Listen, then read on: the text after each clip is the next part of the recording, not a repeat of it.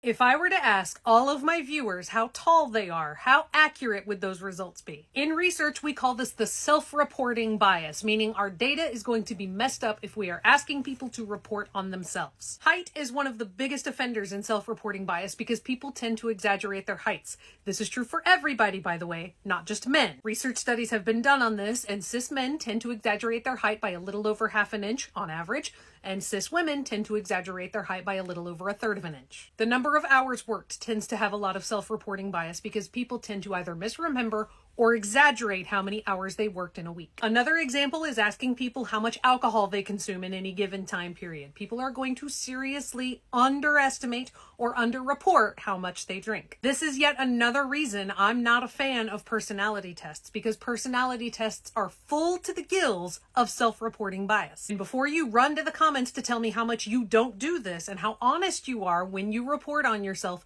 this is something we all do without realizing it. It is impossible to be objective about yourself, and it is impossible to report on yourself without some measure of self-reporting bias. There are ways to prevent or at least reduce self-reporting bias when you're collecting data, but in some cases, it's unavoidable.